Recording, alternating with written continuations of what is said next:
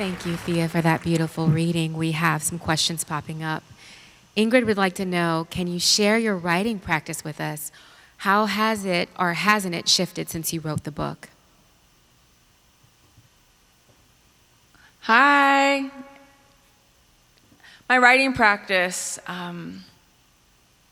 it depends on the day and the month. I do intend to incorporate discipline, but it is that fine balance of do I have the capacity to sit and write and show up to the page? And more often than not, I do. At times, it tends to be during the day. So in the morning, I like to write new material. And I would say at night, I like to edit, revise. Sometimes it switches. But yeah, and so has it changed since writing the book? Yes. In many ways, some at times were writing from prompts and just exercises, and other instances it's more of like a free write or pertaining to issues that are occurring today. Thank you. Jamie from New Orleans would like to know, what are you hoping that readers get out of the book? Ooh.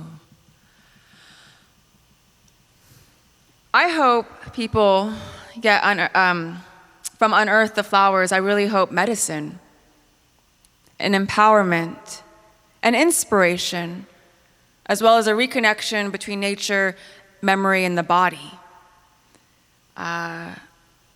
This collection, in many ways, breaks silence, breaks stigma. And so, not that we actually need permission, so I would look at it more so as a collection that reminds people of their own power, that reminds others that they are not alone, that reminds people that medicine is everywhere and that resiliency is possible no matter what, and that it takes a lot to heal and that there is beauty still in healing. Yeah, that's pretty much it, yeah. Thank you. We have another question from Kim, who would like to know, she's curious to see or hear if you have a spiritual practice that influences your creative practice. Oh, that's a great question in terms of spirituality and writing. I drop into the body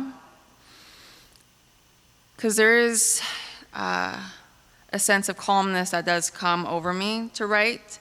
If I'm too consumed in emotion, then that indicates, like that's an indicator for me that I'm not ready to sit and write. And so degrees of meditation, breathing exercises are really helpful. I use prayer, and where I surrender to the page.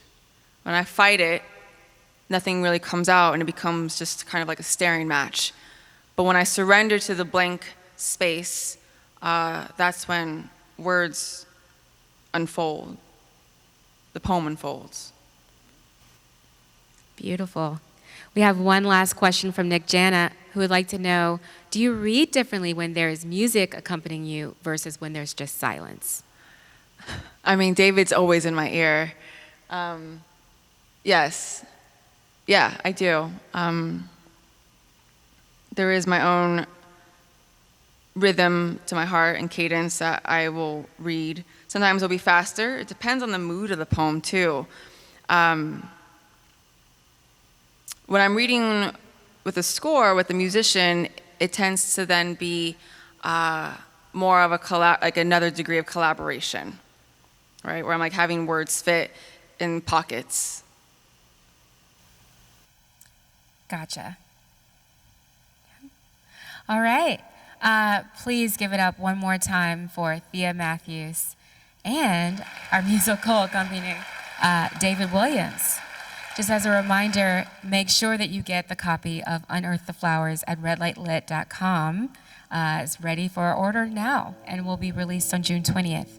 We'd like to thank you for tuning in to Light Rail Station Presents Red Light Lit, and we invite you to tune in next week when we'll hear from Peter Bullen, Janae Darden, and David Williams again. Thank you all. Goodbye.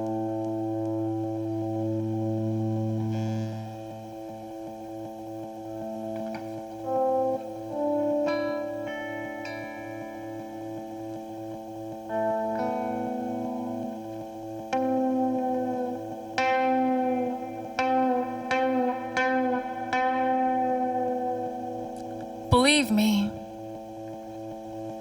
my cracked lips and stained tongue, a burning stomach and a no-backbone bedroom did not deter the swift flight of endurance, the remembrance of sweetness, of survival. Hummingbirds came once I tasted my tears, yet sometimes I still close my eyes to the sun. I see the glaring red of my florid skin, swollen inside, irritated, infected from pesticides, the warmth of invasion of his cold fingers inside. I cry, growl, slice arteries with teeth. I wrestle with the treachery of men until I twirl prayers into beads of nectar, break the hex of hatred, ground the betrayal into fertile land. I grow from the whispers of shh, don't tell nobody, fingers over lips. Today, my mouth, like legs, rests wide open. Believe me, he knew someone would.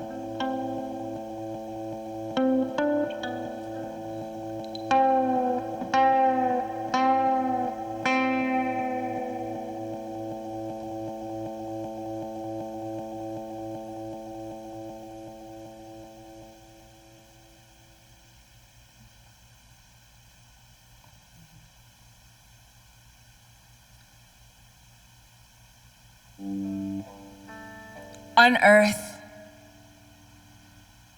the abuse, repetition of bruising the spirit, the silence 2 o'clock in the morning, the mother in silence, the memories of a child, the child, mother, stolen.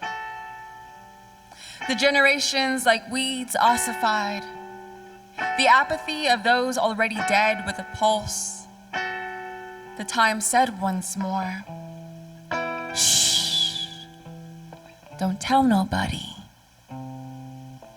The refusal to believe me when I tried to speak, the suffering of seeking vengeance, the vengeance to kill, the rage inflaming my body, the truth on my lips, the screams in the back of my throat, the cries trapped in my teeth, the tongue clipped, now regrown. Unearth the flowers.